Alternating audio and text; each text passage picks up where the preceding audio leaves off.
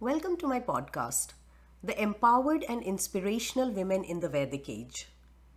I've created this series about empowered and accomplished women in the Vedic age, hoping that we can be inspired by them and take pride in our rich cultural heritage. Per the scriptures and thousands of available literature, around 1500 BCE, also called the Vedic age, women in ancient India were treated with very high honor, equality, and respect. Let us start by learning a bit about the status and rights of women during the Vedic age. As I stated before, in the Vedic period some 3000 years ago, women held a very respectable and honorable position in the society. They were accorded equal status and privileges along with men. Women enjoyed full independence in every field and were academically, financially, physically, and emotionally self-reliant. A girl in that period had equal right and access to education.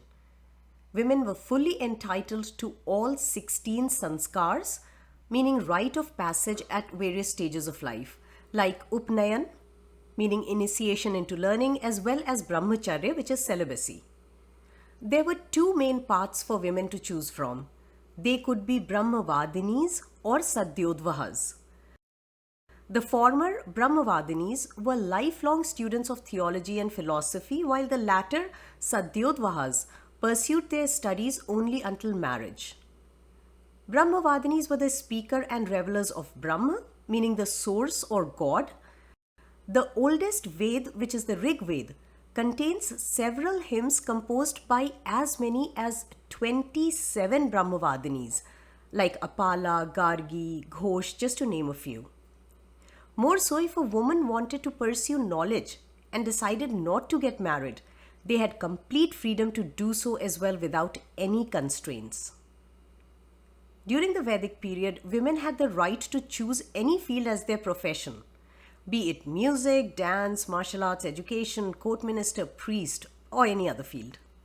Every field of work was open to the most deserving person, be it male or female, without any prejudice. There are several references of women warriors, namely Vishpal, Shashiyasi, and Vadrimati. They fought and died along with men in battlefields. There's a story about Sarama, the female warrior, who successfully crushed the rebels in the battlefield and along with her husband actively ruled for a long time. For the women of that period, marriage was by no means compulsory. Per many references in the hymns in Rig Ved, several women preferred a life dedicated to learning while remaining unmarried. Women who chose to marry had full right to choose their life partner. They enjoyed equal right in property as well.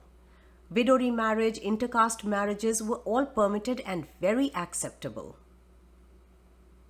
Women were highly respected and were valued as an equal partner who actively contributed towards the growth and success of the society.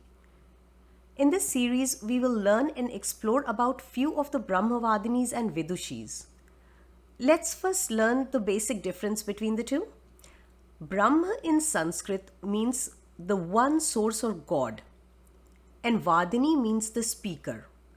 So a Brahmavadini was a female Vedic seer, sage, and philosopher who was in the pursuit of Brahma, meaning the absolute truth of oneness. Their field of study was mainly theology, philosophy, and Vedas. Whereas a Vidushi was a learned and skilled woman in other fields besides philosophy. She was a scholar in fields like math, science, economy, astronomy, politics, etc.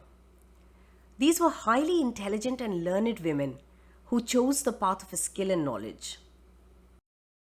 Let us learn a little about the life, contribution, and achievements of these remarkable women like Apala, Ghosh, Lopamudra, Maitreyi, Gargi. The list goes on and on.